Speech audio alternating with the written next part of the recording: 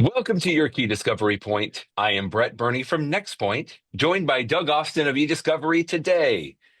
Doug, this week you pointed to a newly released commentary from the Sedona Conference, Working Group 1. For those that may not know, the Sedona Conference I regularly refer to as sort of the think tank for not just e-discovery issues, but data privacy, security issues, certainly collection and review and production.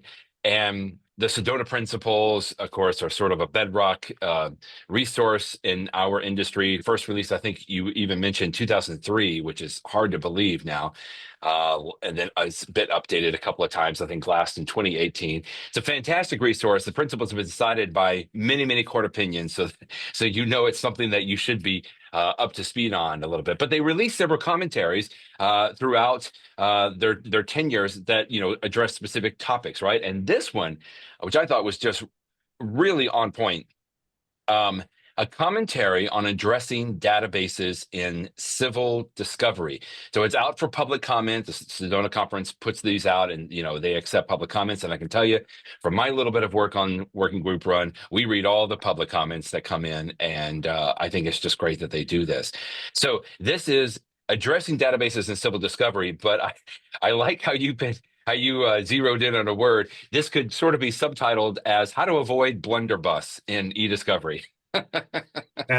Indeed, yes. In the email that came out, they said that I have to find the specific word. The commentary asserts that better communication naturally will reduce blunderbuss requests for databases that typically encompass irrelevant or inappropriate information or the production Right. of terabytes of useless, undifferentiated data. So first thing I had to say is, what the heck does blunderbuss mean? Because Right. I didn't know. So I had to look it But you up. found out. You did Right. good. Apparently a blunderbuss is a 17th to mid-century firearm, mid-19th century firearm with a short, large caliber barrel. So who knew? Um, I didn't Now know. we do. Uh, right. Yeah. So, that was just, I think, their way of saying, hey, just not these big blast type of requests and so Yeah. forth. So, the commentary is, as the WG1 group does, the group on electronic document retention and production does. They did a great job of laying out, the considerations and issues and challenges and best practices associated with discovery of databases and structured data, which has been around as long as there's been discovery, but Right. like our favorite challenge, hyperlink files, Right. it's really, I think, been extended and magnified in recent years due to enterprise applications that are in databases like Salesforce, and Right. even formats like text messages, which is an unstructured data format, is stored in structured databases, SQL-like databases, I think, for both iPhone and Android.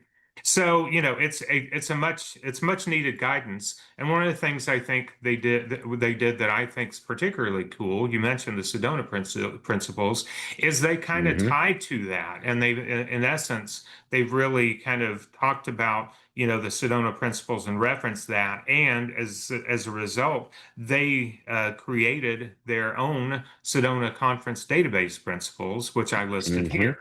And there's six of them that include things such as scope of discovery, accessibility and proportionality, test queries and pilots, validation, data authenticity and admissibility, and form of production.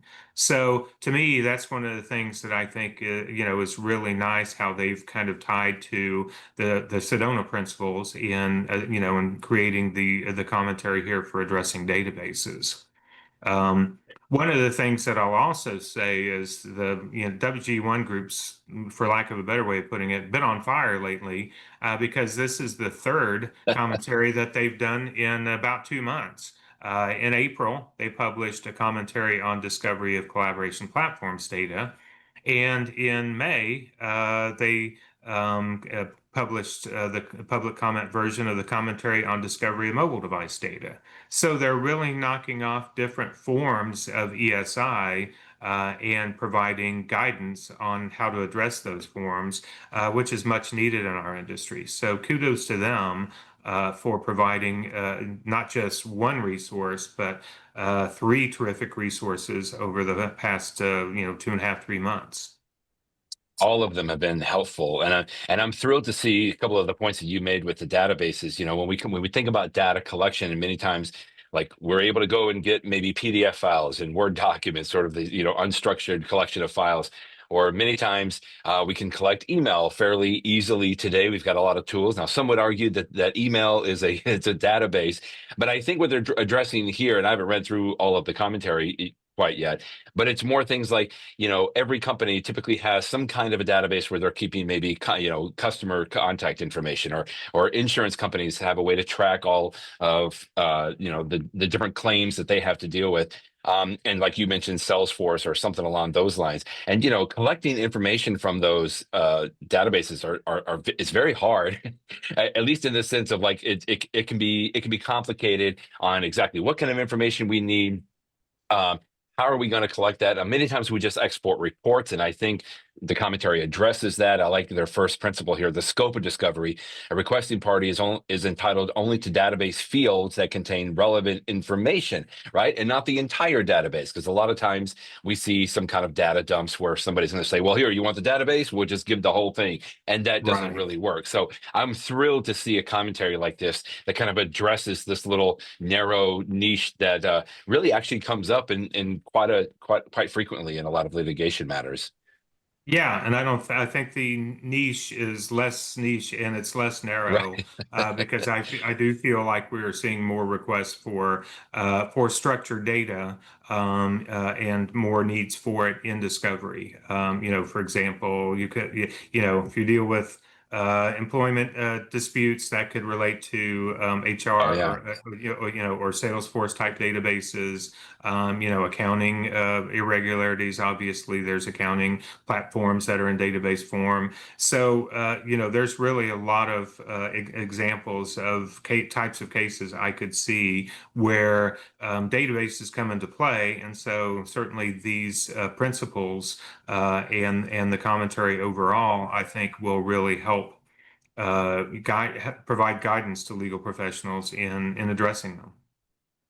Well, thanks to you and your post, Doug, people can go and click through. I think you can sign up with a free account on the Sedona Conference website, and you can download. It's a beautiful PDF. The Sedona Conference, I think, has always kind of formulated these in very nice and readable aspect. You can download, you can read through it, and then you also provided the email address here, comments@sedonaconference.org, where they can put some public comments. It's always good to have this time of these public comments. I think until August 23rd of Correct. 2025.